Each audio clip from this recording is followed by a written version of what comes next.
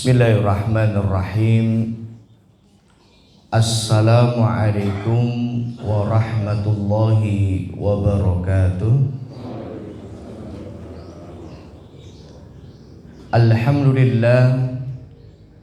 Alhamdulillahi rabbil alamin. Wassalatu wassalamu ala ashrafil anbiya'i wal mursalin Nabiyyina wa sayyidina Muhammadin wa ala alihi wa ashabihi ajma'in.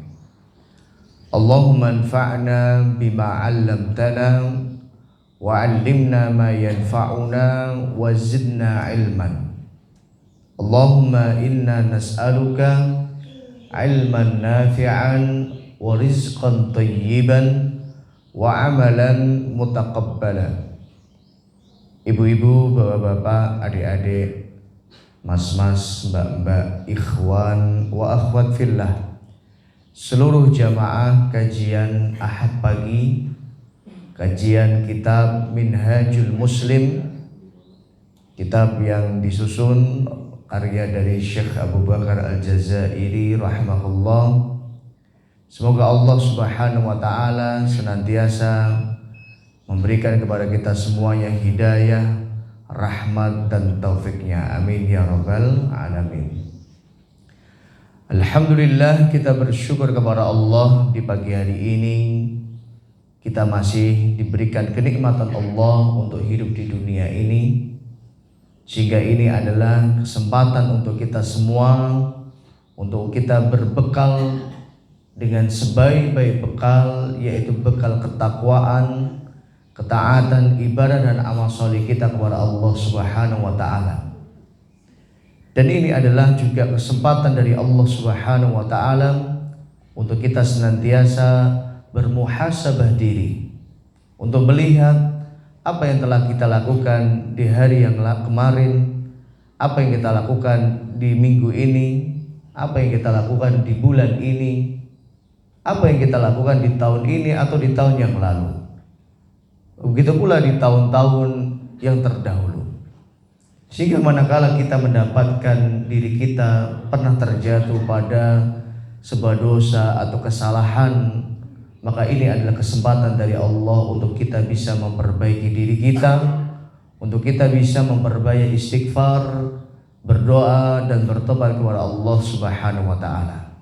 Semoga Allah Subhanahu wa taala senantiasa menerima setiap ibadah dan amal saleh kita dan mengampuni seluruh dosa dan khilaf kita. Amin ya rabbal alamin.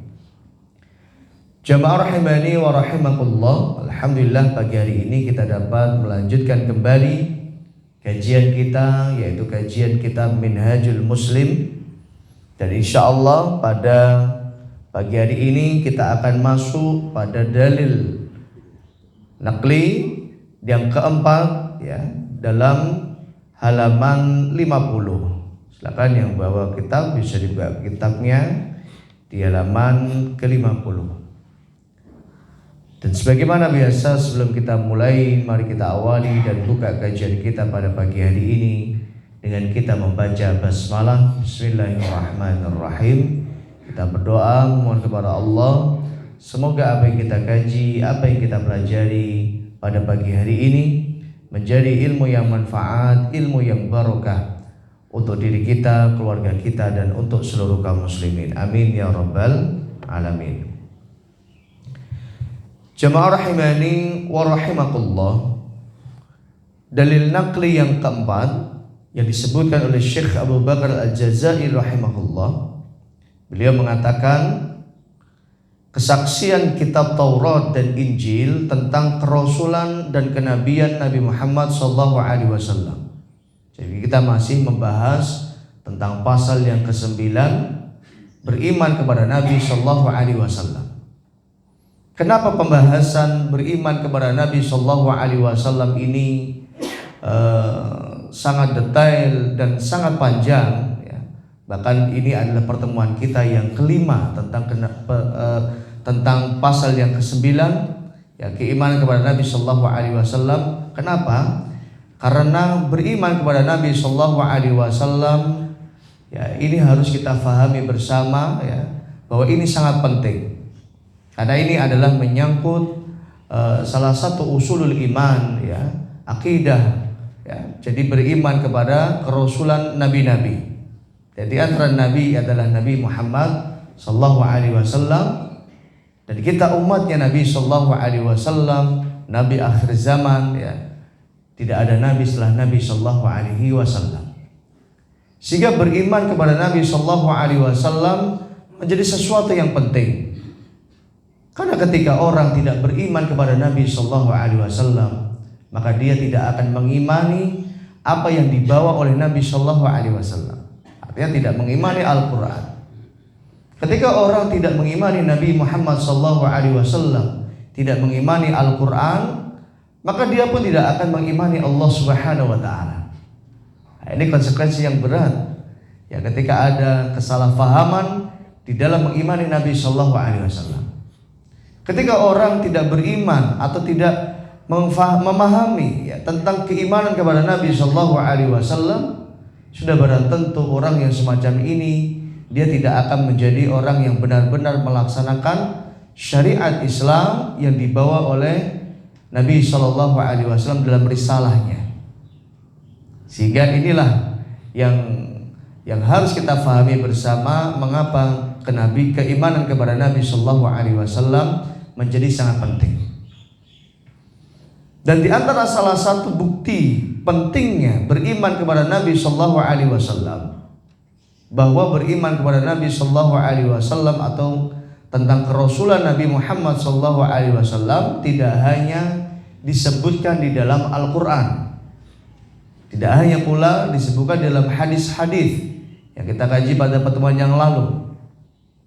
Namun beriman kepada Nabi sallallahu alaihi wasallam atau kerasulan Nabi telah disebutkan ya, Allah Subhanahu wa taala di dalam kitab Taurat dan kitab Injil. Jadi salah satu yang kita imani bahwa Allah Subhanahu wa taala juga menurunkan sebelum Al-Qur'an, yaitu kitab Taurat dan Injil. Wa anzalat Taurata wal Injil. Sebagaimana yang kemarin kita telah mengkaji tafsirnya surat Ali Imran ya, ayat 1 sampai ayat 2. Wa anzalat Taurata wal Injil. Allah menurunkan kitab Taurat dan kitab Injil. Nah, di dalam kitab Taurat dan kitab Injil ya, telah disebutkan tentang kerasulan atau kenabian Nabi Muhammad sallallahu alaihi wasallam. Nah, ini menunjukkan bahwa benarlah risalah Islam ya, kenabian yang dibawa oleh Nabi Muhammad sallallahu alaihi wasallam. Kenapa disebutkan juga dalam kitab Taurat dan dalam kitab Injil? Karena kitab Taurat dan kitab Injil juga merupakan kitab yang Allah turunkan kepada nabinya. Kitab Taurat Allah turunkan kepada siapa Bapak Ibu? Nabi Musa alaihissalatu wassalam. Kitab Injil Allah turunkan kepada nabinya, yaitu Nabi Isa alaihissalatu wassalam. Dan ini adalah untuk menjelaskan kepada umat saat itu, umatnya Nabi Musa, yaitu Bani Israel. Ya, sebagaimana kemarin kita sudah mengkaji siapa Bani Israel, anak keturunannya Nabi Yakub alaihissalatu wassalam. Jadi Israel itu adalah nama lain dari Nabi Yakub alaihissalatu wassalam. Bani Israel berarti anak cucu, anak keturunan dari Israel, anak keturunan dari Nabi Yakub alaihissalatu wassalam. Nah, itu adalah umatnya Nabi Musa ya. Allah turunkan kepada Nabi Musa kitab Taurat sehingga menjelaskan kepada mereka bahwa nanti juga akan datang Nabi di akhir zaman, yaitu Nabi Muhammad sallallahu alaihi wasallam. Begitu pula di dalam kitab Injil, nanti juga akan kita banyak mengkaji ya. Isi dari kitab Injil itu yang menjelaskan tentang kerasulan Nabi Muhammad sallallahu alaihi wasallam.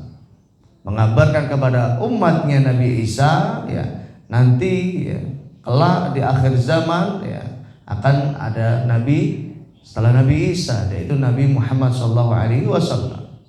Dan konsekuensinya ketika umatnya Nabi Isa hidup, umatnya Nabi Isa hidup ketika Nabi Shallallahu Alaihi Wasallam diutus menjadi seorang Rasul, maka wajib untuk mengimani Nabi Muhammad Shallallahu Alaihi Wasallam. Artinya umat sebelum Nabi Muhammad secara otomatis masih mengikuti syariat yang sebelumnya, syariat yang ada di dalam kitab Injil. Kecuali ketika sudah turun Al-Quran, diangkatnya Nabi menjadi Rasul, maka wajib saat itu manusia mengikuti syariat Islam dan mengikuti Al-Quran yang telah diturunkan Allah kepada Nabi Sallallahu Alaihi Wasallam. Jadi kesaksian kitab Taurat dan Injil tentang kerasulan dan kenabian Nabi Muhammad Sallallahu Alaihi Wasallam serta berita dari Nabi Musa dan Nabi Isa, sebagaimana difirmankan Allah tentang apa yang diceritakan oleh Nabi Isa. Ini dalam surat As-Saff ayat 6. Allah berfirman, a'udzubillahi minasyaitonirrajim, wa id qala Isa ibnu Maryam, dan ingatlah ketika Isa ibnu Maryam, Isa anaknya Maryam. Kenapa dinisbahkan kepada Maryam? Karena Nabi Isa tidak punya ayah, sehingga di dalam Islam pun ketika seorang anak lahir di luar pernikahan yang syar'i, maka anak ini dinisbahkan kepada ibunya, bukan kepada bapaknya. Seperti itu. Wa qala Isa ibnu Maryam, diingatlah ketika Isa ibnu Maryam, putranya Maryam alaihi salatu wassalam, kepada siapa? Kepada Bani Israel. Beliau mengatakan, ya Bani Israel, wahai Bani Israel, inni Rasulullah ilaikum. Nah, ini menunjukkan bahwa Nabi Isa bukan sebagaimana yang diyakini oleh mereka sebagai Tuhan. Di sini jelas Nabi Isa mengatakan, inni Rasulullah ilaikum. Sungguhnya aku adalah utusan Allah. Jadi aku bukan Allah, bukan Tuhan, tapi aku adalah Rasulullah. Aku adalah utusan Allah ilaikum, yang diutus untuk kalian. Di antara tugasnya Nabi Isa alaihi salatu wassalam, musaddiqan lima baina yadayya minat taurati wa minat taurat wa mubasysyiran bi rasuli ya'ti min ba'di ismuhu Ahmad. Jadi diutusnya beliau untuk menyampaikan kabar gembira kepada umatnya, bahwa musaddiqan lima baina yadayya minat taurat. Yang pertama, untuk membenarkan bahwa sebelum Injil Allah telah menurunkan kitab Taurat, dan kitab Taurat adalah kitab yang musaddiq, kitab yang benar, karena yang menurunkan adalah Allah. Isinya adalah syariat-syariat Allah, perintah-perintah Allah, larangan-larangan Allah yang ada dalam kitab Taurat. Jadi musaddiqal lima baina yadayya minat Taurat, untuk membenarkan kitab Taurat, bahwa benar Allah telah menurunkan kitab Taurat, dan isi dari kitab Taurat adalah benar, berupa perintah-perintah syariat Allah Subhanahu wa taala. Wal Injil, dan membenarkan isi dari kitab Injil. Jadi Injil adalah merupakan kitab yang Allah turunkan kepada Nabi Isa, dan isinya sama, yaitu berupa wahyu Allah atau perintah-perintah Allah, larangan-larangan Allah yang diterapkan pada syariat umatnya Nabi Isa alaihissalam, Injil.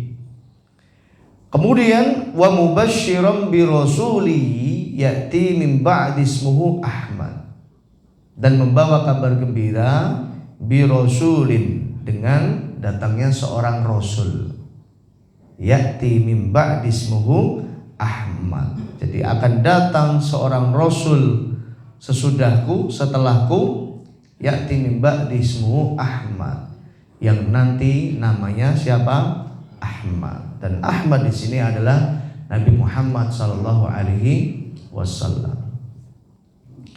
Kemudian dalam surah Al-A'raf ayat 157, Allah juga berfirman, a'udzubillahi minasyaitonir rajim, alladzina yattabi'una ar-rasulan nabiyyal ummiyya, yaitu orang-orang yang mengikuti seorang rasul, yaitu seorang nabi ummi.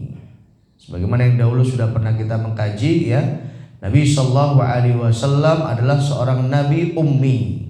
Nabi ummi adalah yang tidak bisa baca dan tidak bisa menulis. Dan ini adalah diantara salah satu hikmah ya, penjagaan Allah kepada Nabi sallallahu alaihi wasallam untuk menjawab tuduhan atau fitnah bahwa Al-Qur'an buatannya Muhammad. Al-Qur'an ini karangannya Muhammad. Sehingga mustahil ya, ketika disebutkan Al-Qur'an karangannya Muhammad, mustahil orang yang nggak bisa baca, nggak bisa menulis bisa membuat Al-Qur'an. Nabi sallallahu alaihi wasallam ya tidak bisa membaca, tidak bisa menulis ya.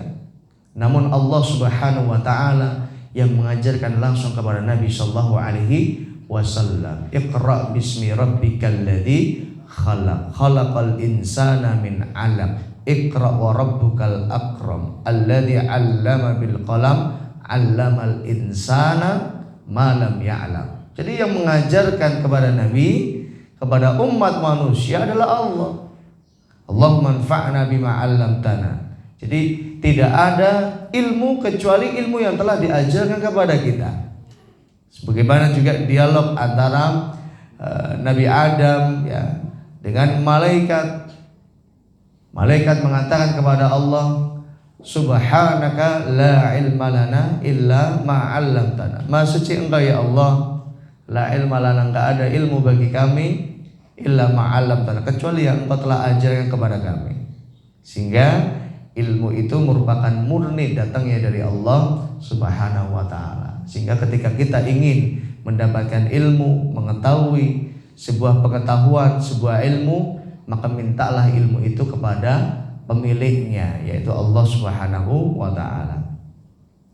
Alladzina yattabi'una ar-rasula wan-nabiyyal ummiyya, itu seorang rasul, seorang nabi yang ummi. Alladzi yajidunahu maktuban 'indahum fit Taurah wal Injil. Yang dimana ya tentang kerasulan nabi telah maktub. Maktub artinya apa? Tertulis.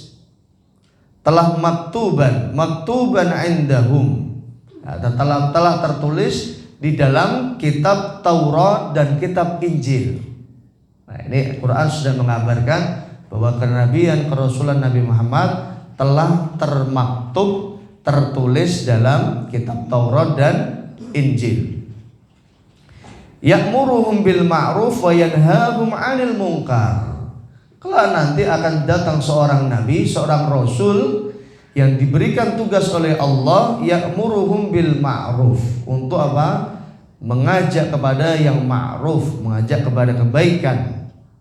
Wa yanhahum 'anil munkar, dan mencegah kemungkaran.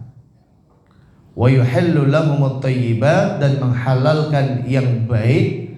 Wa yuharrimu 'alaihimul khaba'is, dan mengharamkan yang buruk. Nah, ini juga menjadi dalil ya, sebagian ulama yang berpendapat bahwa segala yang khabith, segala yang buruk itu hukumnya haram. Segala yang buruk yang mendatangkan mudarat, yang mendatangkan bahaya kepada diri kita, dalam tubuh kita ya, maka ini adalah hukumnya haram. Dalilnya apa? Wa yuharrimu 'alaihimul khaba'is. Allah mengharamkan segala sesuatu yang khaba'is, segala sesuatu yang buruk ya, seperti itu. Ya, jamaah rahimani wa rahimakumullah. Nah, sekarang kita masuk apa yang tertulis dalam kitab Taurat ya. Di dalam kitab Taurat ya, disebutkan seorang nabi akan kubangkitkan bagi mereka dari antara saudara mereka. Jadi akan ada seorang nabi yang akan dibangkitkan Allah, artinya diutus Allah bagi mereka di antara saudara mereka, bagi mereka itu bagi umatnya, di antara saudara mereka, yaitu seluruh para nabi masih punya apa? Silsilah nasab keluarga setelah Nabi Ibrahim alaihissalatu wassalam. Sehingga disebut Nabi Ibrahim adalah Abul Anbiya. Seperti engkau ini, aku akan menaruh firmanku dalam mulutnya. Artinya apa yang diucapkan seorang nabi ini yang datang keluar dari mulutnya adalah merupakan firman Allah Subhanahu wa taala. Kalau dalam bahasa Al-Qur'an, wa may yantiqu 'anil hawa in huwa illa wahyu yuha. Apa yang diucapkan nabi itu bukan dari hawa nafsu keinginan nabi, in huwa illa wahyu yuha, merupakan firman wahyu yang telah diwahyukan Allah kepada Nabi sallallahu alaihi wasallam. Nah, dalam bahasa Taurat disebutkan apa? Aku menaruh firmanku dalam mulutnya. Aku menaruh firmanku dalam mulutnya. Dan dia akan menyampaikan kepada mereka segala yang kuperintahkan kepadanya. Nah, ini diantara tugasnya Nabi adalah tablighur risalah, menyampaikan risalah kenabian. Jadi menyampaikan segala apa yang diperintahkan Allah dan apa yang diperintahkan dilarang oleh Allah yang harus ditinggalkan. Sehingga tidak ada kebaikan-kebaikan, ya, tidak ada perintah-perintah Allah kecuali telah disampaikan Nabi. Sehingga tidak ada sebaliknya larangan-larangan Allah kecuali juga telah disampaikan Nabi untuk ditinggalkan. Nah, seperti itu. Jadi ini tugasnya Nabi Muhammad nanti disebutkan dalam kitab Taurat. Jadi dia akan menyampaikan kepada mereka segala yang kuperintahkan kepadanya. Nah, ini menunjukkan bahwa wajib untuk mentaati perintah Allah. Orang yang tidak mendengarkan segala firmanku, nah, ini peringatan dari Allah. Orang yang tidak mendengarkan segala firmanku yang akan diucapkan Nabi itu atas namaku, maka aku akan menuntut pertanggungjawaban. Jadi sama dalam syariat kita. Jadi orang yang sudah mendengarkan, ya, firman Allah, ayat-ayat Allah tentang syariat, sudah tahu yang halal, yang haram, yang mana yang diperintahkan, yang harus ditaati, mana yang haram, yang harus ditinggalkan. Maka orang yang tidak melaksanakan perintah Allah pun kelak nanti di hari kiamat akan dimintai pertanggungjawaban oleh Allah Subhanahu wa taala. Summa la tus'alunna yauma idzin 'anil na'im. Ya, niscaya manusia akan benar-benar ditanya pada hari itu, yaitu di hari kiamat, 'anil na'im, segala nikmat yang telah diberikan Allah. Nikmat kehidupan, ya, nikmat waktu, nikmat kesehatan, ya. Semuanya akan dimintai pertanggungjawaban oleh Allah Subhanahu wa taala. Sehingga bagi orang yang beriman, hidup di dunia ini tidak hanya sekedar hidup, tidak hanya sekedar bersenang-senang, tidak hanya sekedar makan dan minum. Kalau hanya sekedar makan dan minum, nggak ada bedanya kita dengan binatang. Binatang juga makan dan minum. Tapi hidup dunia ini, ya, adalah merupakan nikmat dan juga amanah dari Allah Subhanahu wa taala. Sehingga Allah Subhanahu wa taala kelak di hari kiamat akan menanyakan kembali tentang nikmat yang telah diberikan kepada kita. Wal asri innal insana lafi khusrin illa alladziina amanu wa tawassaw bil haqqi wa tawassaw bis sabr. Ya, demi waktu. Ini menunjukkan bahwa waktu itu nikmat dari Allah. Innal insana lafi khusrin. Orang akan menjadi orang yang rugi nanti di akhirat. Siapa yang tidak akan rugi? Illal ladzina amanu wa 'amilus shalihat. Orang yang hidupnya digunakan untuk beriman dan beramal saleh. Beriman artinya taat kepada Allah, melaksanakan perintah Allah, diwujudkan, dibuktikan dengan amal saleh. Nah, mereka lah orang-orang yang tidak akan rugi di akhirat.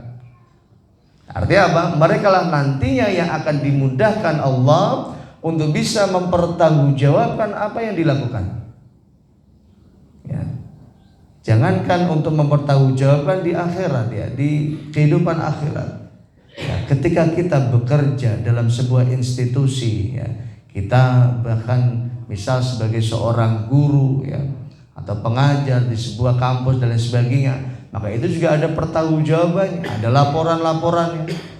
Begitu pula ketika kita sebagai misal bendahara, maka bendahara juga harus melaporkan keuangan, ada laporannya, bahkan ada auditnya ya, sehingga orang akan benar-benar mempersiapkan laporannya dengan laporan yang terbaik, sehingga jangan sampai apa yang dilaporkan tidak sesuai dengan kenyataan. Apalagi kalau misal mau di sidak ya oleh KPK atau dilihat keuangannya dan lain sebagainya, maka orang akan benar-benar takut dia. Kenapa? Takut jika ada sesuatu yang dilaporkan yang nggak benar. Nah, rasa takut, rasa khawatir, persiapan untuk melaporkan yang terbaik inilah ya yang harusnya kita persiapkan untuk kehidupan akhirat.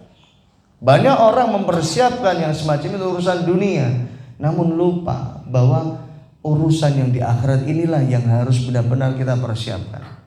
Sebagaimana yang kemarin kita sudah mengkaji bahwa kehidupan di dunia ini sementara. Ya, kehidupan di dunia ini hanya sebentar.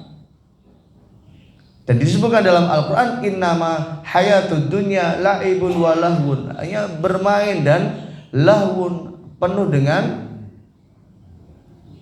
lahwun. Orang bisa terlena dengan kehidupan dunia, sesuatu yang melenakan. Walad darul akhirat lahiyal hayawan, sungguhnya kehidupan akhirat itulah kehidupan yang nyata, kehidupan yang benar-benar kehidupan adalah kehidupan akhirat. Gak lama kita di dunia, sebentar. Perjalanan kehidupan yang paling panjang adalah kehidupan di akhirat ya.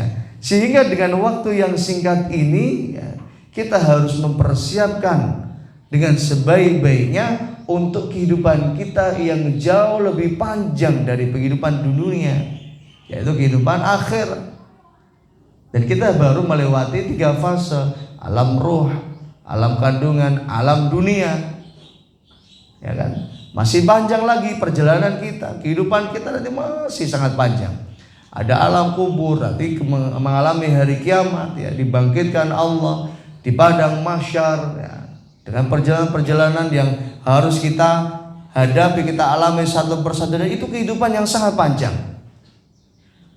Sehingga apa yang kita lakukan di dunia ini sangat menentukan bagaimana nasib kita di kehidupan akhirat. Apabila kita ingin akhirat kita enak, ya, maka kita harus menjadi orang yang taat kepada Allah, yang selalu berada di dalam aturan yang telah ditetapkan Allah Subhanahu wa taala. Kenapa? Karena setiap yang kita lakukan akan dimintai pertanggungjawaban oleh Allah Subhanahu wa taala.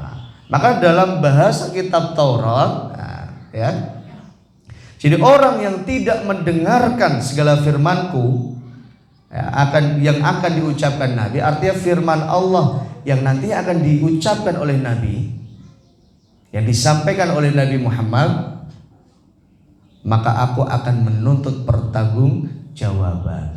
Artinya akan dimintai pertanggungjawaban oleh Allah Subhanahu wa taala. Dan ini ada termasuk wahyu Allah, firman Allah dalam kitab Taurat. Itulah berita gembira yang nyata yang ada di dalam kitab Taurat, yang ada sekarang, yang memberikan kesaksian tentang kenabian Nabi kita, yaitu Nabi Muhammad dan kerasulannya, kewajiban mengikuti dan keharusan mematuhinya. Wajib untuk mengikuti dan harus mematuhi. Kesaksian ini merupakan hujjah atau dalil, argumen atas orang-orang Yahudi. Ini orang-orang Yahudi ya harusnya mengetahui ya firman ini, sekalipun telah mereka takwil dan mereka ingkari. Dan ini adalah salah satu karakter sifat mereka, yaitu mengingkari apa yang diberikan oleh Allah Subhanahu wa taala. Banyak sekali nikmat-nikmat yang Allah berikan kepada Bani Israel, ya. Dan ingatlah ya, nikmat-nikmat yang telah diberikan kepadaku, ya, kepadamu, ya. Maka ini adalah banyak sekali nikmat yang Allah berikan kepada Bani Israel agar mereka bersyukur kepada Allah. Namun nyatanya mereka tidak mensyukuri nikmat-nikmat Allah Subhanahu wa taala. Jadi mereka mengingkari firman Allah, mengingkari nikmat-nikmat Allah. Jadi firman Allah yang menyebutkan seorang nabi akan kubangkitkan bagi mereka, ini membuktikan kenabian dan kerasulan Nabi Muhammad. Tanpa diragukan lagi. Sebab orang yang diajak bicara di sini adalah Nabi Musa, seorang nabi dan rasul. Dan Bapak Ibu, ya, Nabi Musa adalah satu-satunya nabi yang diajak bicara langsung oleh Allah Subhanahu wa taala. Ya. Dan ini adalah pendapat yang sahih bahwa Nabi Musa adalah nabi yang diajak bicara langsung oleh Allah Subhanahu wa taala ketika berada di Bukit Tur Sina. Ya. Maka Nabi Musa disebut dengan kalimullah, ya, nabi yang diajak langsung bicara oleh Allah Subhanahu wa taala. Sebagian yang mengatakan nabi yang diajak bicara langsung oleh Allah tidak hanya Nabi Musa, yaitu Nabi Muhammad juga diajak bicara langsung oleh Allah ketika apa? Isra Mi'raj, ya. Begitu pula tidak hanya Nabi Musa dan Nabi Muhammad, Nabi Adam juga diajak bicara langsung oleh Allah Subhanahu wa ta'ala ketika apa? Berada di surga. Diingatkan Allah Subhanahu wa ta'ala, wala taqrabu hadhihi syajar fatakuna minal khasirin. Janganlah kalian apa? Mendekati ini pohon. Nah, itu adalah apa yang diucapkan Allah kepada Nabi Adam alaihi salatu wassalam. Dan siapa saja yang serupa dengan Nabi Musa maka dia adalah nabi dan rasul. Artinya serupa di sini apa? Mendapatkan perintah, ya, artinya mendapatkan perintah dari Allah Subhanahu wa taala. Sedangkan firman-Nya yang Allah mengatakan dari antara saudara mereka sudah sangat tegas bahwa maksudnya adalah Nabi Muhammad. Artinya masih ada silsilah nasab, ya, kekeluargaan, ya, keturunan dari Nabi Ibrahim alaihissalatu wassalam. Sedangkan firman-Nya, aku akan menaruh firman-Ku dalam mulutnya, nah, tidak pas kecuali kepada Nabi kita, Nabi Muhammad, karena beliaulah yang membacakan firman Allah, itu Al-Quran.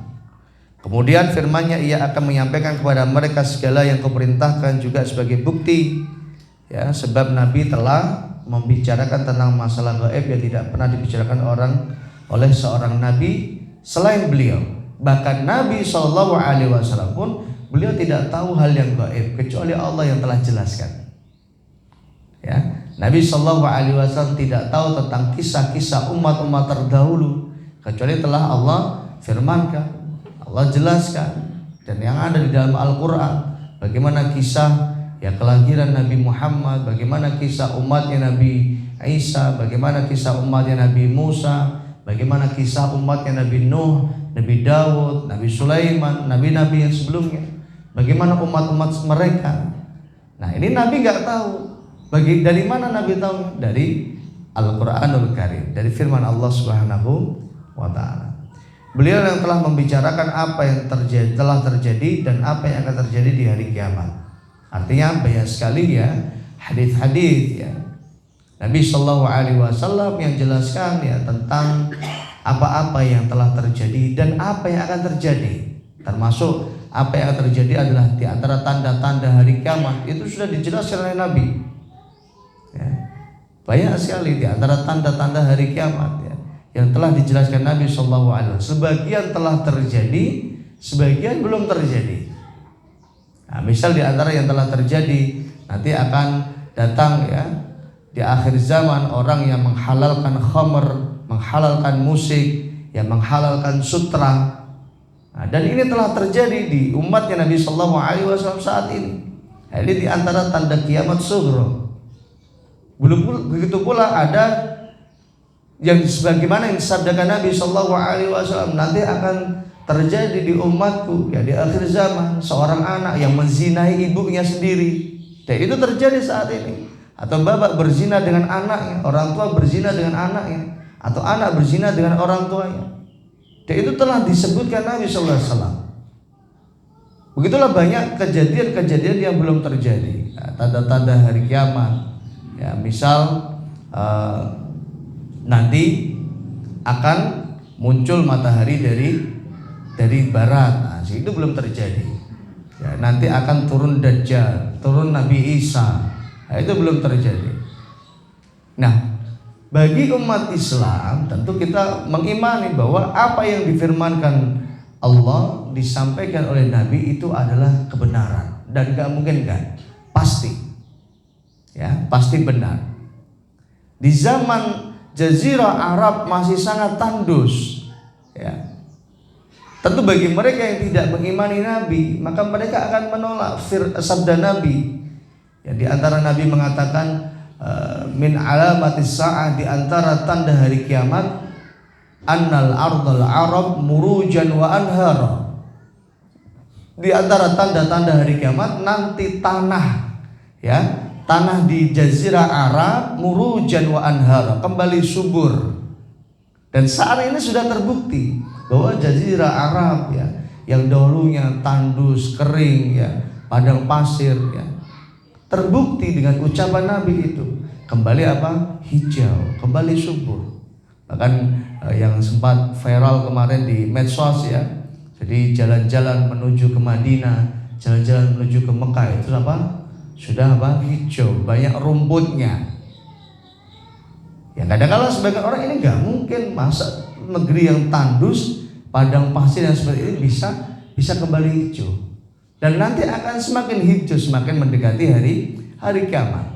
Dan ini adalah merupakan kebenaran yang disampaikan oleh Nabi Shallallahu Alaihi Wasallam. Kan seperti itu. Ya, jamaah rahimani wa rahimakumullah. Disebutkan juga dalam kitab Taurat. Nah, ini dalam kitab Taurat juga disebutkan, hai Nabi, sesungguhnya kami mengutus kamu sebagai pembawa berita gembira. Nah, ini Nabi Mubasyir, pemberi peringatan dan pelindung bagi orang yang ummi, orang yang buta huruf. Engkau adalah hamba dan utusanku. Aku menamai Al-Mutawakkil. Ini di antara salah satu nama Nabi Shallallahu Alaihi Wasallam, Al-Mutawakkil. Engkau adalah hamba dan utusanku. Jadi nggak akan bisa Nabi Muhammad jadi apa? Lebih dari seorang hamba dan seorang rasul. Ya. Gak mungkin. Nah, seperti itu. Aku menamaimu Al-Mutawakkil, tidak berperangai kasar. Nah, ini sifatnya Nabi. Nabi nggak pernah kasar, tidak pula keras hati, tidak pula bersuara keras di pasar-pasar, tidak membalas keburukan dengan keburukan. Nah, ini akhlak-akhlaknya Nabi. Ya. Akan tetapi memaafkan, berlapang dada dan mengampuni. Dan Allah sekali-kali tidak akan mencabut rohnya, mewafatkannya, sehingga dengannya Allah menegakkan agama yang telah menyimpang. Jadi sebelum datangnya Nabi Muhammad, ya, ajaran Islam, ajaran Allah, ajaran tauhid telah menyimpang. Orang banyak apa? Melakukan kesyirikan. Telah banyak terjadi kemaksiatan. Jadi sebelum apa? Diutusnya Nabi Muhammad, yang terkenal dengan masa jahiliyah. Nah, banyak orang yang menyimpang dari ajaran Nabi Isa, ya. Banyak orang yang menyimpang dari beribadah kepada Allah Subhanahu wa taala, sehingga diutus Nabi Shallallahu Alaihi Wasallam untuk meluruskan penyimpangan ini. Maka Allah menegakkan agama yang telah menyimpang itu, ya, artinya apa? Mereka telah berpaling dari agama Allah Subhanahu wa taala, di mana ia menyeru agar umatnya mengucapkan tiada Tuhan yang berhak disembah kecuali Allah. Ini maksudnya la ilaha illallah. Lalu dengannya Allah membuka mata yang buta dan telinga yang tuli serta hati yang tertutup. Nah, ini adalah di antara hidayah Allah Subhanahu wa taala. Disebutkan juga di dalamnya, ya, dalam kitab Taurat, ya, kitab Taurat, mereka membangkitkan cemburuku dengan sebab pencemburuan Allah. Jadi di antara kecemburuan Allah Subhanahu wa taala adalah ketika orang tidak beribadah kepada Allah, ketika orang tidak berdoa kepada Allah, ya. Dan Allah murka kepada orang yang semacam ini. Mereka menimbulkan sakit hatiku dengan berhala mereka. Nah, orang menyembah kepada selain Allah. Harusnya orang beribadah kepada Allah, tapi menyembah kepada berhala patung. Ini yang membuat Allah sakit hati. Sebab itu aku akan membangkitkan cemburuku mereka, ya, cemburu mereka dengan sebab pencemburuan suatu umat yang akan menyakiti hati mereka dengan bangsa yang bebal. Nah, ini dalam kitab Ulangan, ya. Kitab Ulangan halaman ke-21, ya, bab ke-32. Kemudian juga dalam Kejadian, ya, pasal yang ke-49 halaman ke-10 disebutkan dengan bangsa yang bebal atau bangsa yang jahil.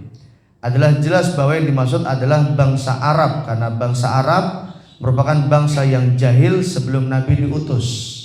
Jadi terkenal dengan apa? Arab jahiliyah, ada Arab Badui, ya, seperti itu. Orang Yahudi pun menyebut bangsa Arab dengan sebutan ummi. Jadi biasa dahulu orang Yahudi sudah biasa menyebut orang Arab itu dengan ummi, orang yang buta huruf, tidak kenal baca tulis. Sebagaimana disebutkan juga dalam Taurat, tongkat kerajaan ataupun lambang pemerintahan tidak akan beranjak dari Yehuda di antara kakinya sampai datang yang berhak atasnya, sampai datang kenabian lagi, ada nabi lagi, maka kepadanya akan takluk bangsa-bangsa. Nah, ini di antara apa yang disebutkan dalam kitab Taurat. Jadi semua bangsa-bangsa ya akan takluk dengan Nabi Muhammad SAW. Semua bangsa-bangsa akan takluk dengan Islam, ya, akan takluk dengan Islam. Di mana masa-masa kejayaan Islam, ya, seluruh bangsa-bangsa Romawi, Persia, ya, Bizantium, ya, semuanya takluk kepada Islam. Ya, Persia semuanya takluk dengan Islam, ya. Dan ini adalah di antara kebenaran yang disebutkan Allah Subhanahu wa taala di dalam kitab Taurat. Ya, jamaah rahimani wa rahimakumullah. Kemudian Syekh Abu Bakar mengatakan, siapakah orang-orang yang ditunggu-tunggu oleh umat manusia selain Nabi Muhammad SAW? Jadi sudah disebutkan dalam kitab Taurat, nanti akan datang, nanti akan tiba, nanti seorang yang tadi membenarkan, yang menyampaikan kebenaran. Dan orang yang ditunggu ini adalah Nabi Muhammad SAW. Apalagi bangsa Yahudi yang sangat menunggu-nunggu kedatangannya berdasarkan pengakuan yang nyata. Maka di antara disebutkan dalam sebuah riwayat bahwa orang Yahudi itu nggak rela, ya, ketika Nabi Muhammad SAW diutus dari bangsa Quraisy. Ya. Mereka mengatakan harusnya nabinya dari kita, gitu. Harusnya nabinya dari kita, tapi nabinya dari orang Quraisy, sehingga mereka tidak mau beriman kepada Nabi. Maunya ya pokoknya Nabi itu dari bangsa mereka, dari Bani Israel, ya. Dan Nabi yang paling banyak adalah Nabi yang Allah utus untuk Bani Israel, sehingga mereka meyakini ya nanti Nabi akhir zaman pun dari mereka. Nah, seperti itu. Ternyata Nabi akhir zaman adalah dari orang bangsa Quraisy, yaitu Nabi Muhammad SAW. Apalagi bangsa Yahudi yang sangat menunggu-nunggu kedatangannya berdasarkan pengakuan nyata mereka. Tetapi iri hatilah rasa dengki yang menghalangi mereka untuk beriman mengikuti ajarannya.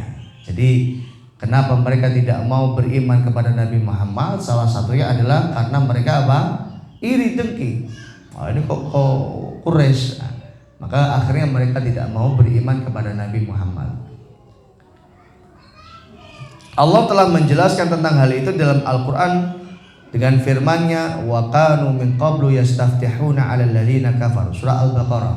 Lalu sudah pernah kita kaji ayatnya, ayat 89. Wa kanu min qablu yastaftihuna 'alal ladzina kafaru. Padahal sebelumnya mereka biasa memohon kedatangan Nabi untuk mendapatkan kemenangan. Jadi Bani Israel, ya, mereka ketika berperang, ya, dengan bangsa-bangsa yang lain, ya, mereka memohon kepada Allah Subhanahu wa taala agar diutus seorang nabi yang akan memimpin mereka, ya, yang akan menjadi pemimpin mereka. Falamma ja'ahum ma'arafu, maka tatkala datang, artinya diutus seorang nabi yang mereka telah ketahui, artinya telah ketahui bahwa Nabi Muhammad kafaru bihi, maka mereka mengingkari Nabi Muhammad, tidak mau mengimani Nabi Muhammad. Fala'natullah 'alal kafirin, maka Allah memberikan laknat kepada orang-orang yang kafir. Orang-orang yang kafir dalam ayat ini adalah orang-orang yang mengingkari kenabian Nabi Muhammad sallallahu alaihi wasallam. Ini dalam kitab-kitab Taurat. Hanya beberapa yang disebutkan oleh beliau. Kemudian di dalam kitab Injil. Nah, kalau tadi kitab-kitab Taurat ya, ayat-ayat yang ada dalam kitab Taurat, sekarang kita masuk dalil-dalil, ayat-ayat yang ada dalam kitab Injil tentang kerasulan Nabi Muhammad sallallahu alaihi wasallam. Di dalam Injil pun terdapat berita gembira. Berita gembira berikut. Yang pertama, pada waktu itu tampillah Yohanes Pembaptis di padang gurun Yudea dan Yakris, yang mana beliau mengatakan, memberitakan, bertobatlah sebab kerajaan surga, malakutas samawat sudah dekat. Artinya apa? Malakutas samawat di sini adalah isyarat kepada Nabi Muhammad sallallahu alaihi wasallam. Artinya sudah dekat kerasulan Nabi Muhammad. Dan ini merupakan kabar gembira tentang dekatnya waktu kenabian beliau. Dan kita tahu bahwa setelah Nabi Isa adalah Nabi Muhammad, sangat dekat sekali. Sebab beliaulah yang menguasai dan memutuskan segala masalah dengan hukum-hukum dari langit. Hukum-hukum dari langit maksudnya apa? Hukum-hukum wahyu ya. Jadi Al-Qur'an, Taurat, Injil disebut dengan kutubus samawiyah, kitab-kitab yang turun dari langit. Maksudnya dari langit ini adalah firman Allah Subhanahu wa ta'ala. Kemudian yang kedua, Yesus membentangkan suatu perumpamaan lain lagi kepada mereka. Katanya, hal kerajaan surga itu seumpama biji sawi yang diambil dan ditaburkan orang di ladangnya. Memang biji itu yang paling kecil dari segala jenis benih. Tetapi apabila sudah tumbuh, sesawi itu lebih besar daripada sayuran yang lain. Jadi Nabi Muhammad SAW dalam kitab Injil, dalam Matius ya, pasal yang ke-13 ayat 31 sampai 32 disebutkan Nabi diumpamakan seperti biji sawi.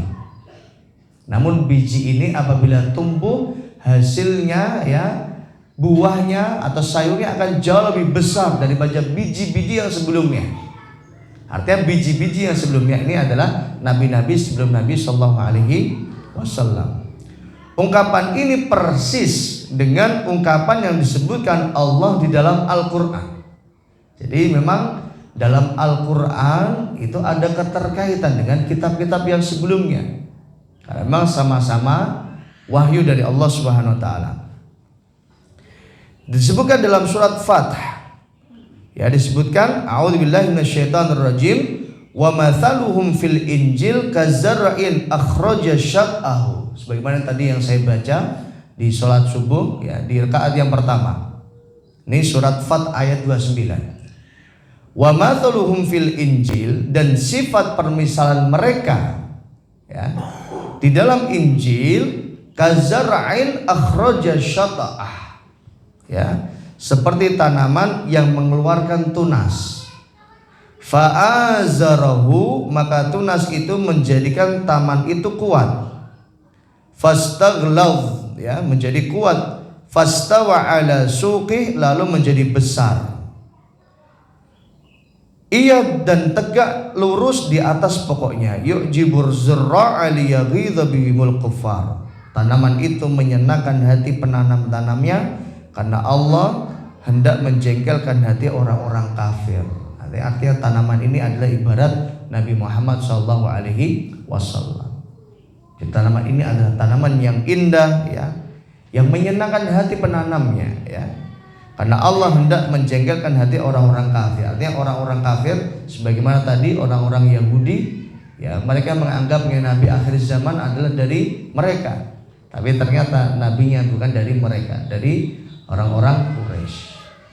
Sehingga membuat mereka jengkel. Dan ternyata Nabi Muhammad ya, apa yang dibawa Nabi Muhammad Ya, itu adalah sebagai tanda sempurnanya syariat Allah Subhanahu wa taala. Ada sesuatu yang jauh lebih baik dari apa yang terdahulu. Yang dimaksud dalam ayat ini adalah Nabi Muhammad dan para sahabatnya. Ya, jamaah rahimani wa rahimakumullah. Kemudian dalil yang ketiga kita selesaikan, ya, dalil dari Injil. Ya, untuk pekan depan kita masuk dalil akli. Adalah lebih berguna bagimu jika aku pergi, sebab jika aku tidak pergi, penghibur Parakletos itu tidak akan datang kepadamu. Tetapi jika aku pergi, aku akan mengutusnya kepadamu. Dan kalau dia datang, dia akan menginsafkan dunia akan dosa.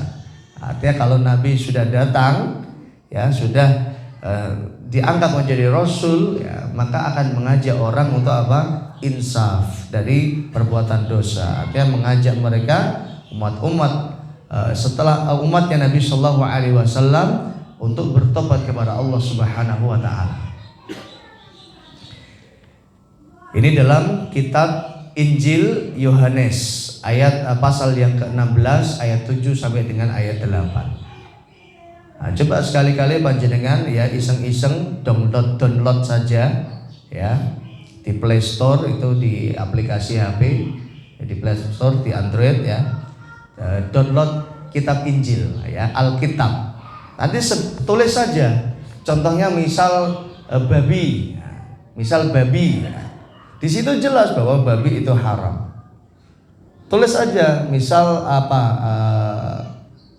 Tuhan, aku adalah Tuhan. Ada nggak di situ? Ketika mereka mengatakan bahwa Yesus adalah Tuhan Bapa, ya Tuhan Anak. Mana buktinya? Seperti itu. Maka tidak ditemukan dalam kitab Injil yang mengatakan Nabi Isa adalah aku adalah Tuhan. Tidak ada. Ini diantara salah satu senjata dari Dr. Zakir Naik ketika mengajak debat orang-orang Kristen, ya seperti itu. Kalau kalian mengatakan Isa adalah Tuhan, maka mana buktinya bahwa Isa mengatakan aku Tuhan? Maka tidak akan ada. Cari lagi coba dalam Alkitab itu misal sembahlah. Nah, nanti juga akan mengarahnya kepada menyembah kepada Allah Subhanahu Wa Taala. Dan ini masih ada, sehingga apa? Memang banyak isi dari kitab Injil ya itu yang telah dirubah oleh mereka sendiri. Tapi ada sebagian hukum-hukum yang masih ada, yang belum dirubah. Karena memang isi dari kitab Injil adalah wahyu dari Allah Subhanahu Wa Taala, sehingga masih banyak sekali kesamaan-kesamaan seperti itu. Tidakkah kalimat-kalimat Injil di atas sangat jelas? Nah, ini kata Syekh Abu Bakar, tidakkah tadi yang sudah kita kaji ya dalam kitab Injil tadi ya, tidakkah kalimat-kalimat Injil di atas sangat jelas dalam mengungkapkan kerasulan Nabi Muhammad? Jadi sangat jelas. Lalu siapakah yang disebut dengan Parakletos kalau bukan Nabi Shallallahu Alaihi Wasallam? Jadi dalam kitab Injil ada Parakletos. Siapa pula yang menginsafkan dunia akan dosa kalau bukan beliau? Sebab beliaulah yang diutus, sedangkan dunia pada saat itu tenggelam dalam laut kehancuran dan keburukan masa jahiliyah. Penyembahan terhadap berhala, membudaya hingga pada ahli kitab. Bahkan pada ahli kitab pun apa? Menyembah pada berhala. Dan siapakah yang datang sesudah Nabi Isa yang mengajak beribadah kepada Allah Rabb semesta kalau bukan Nabi Muhammad SAW?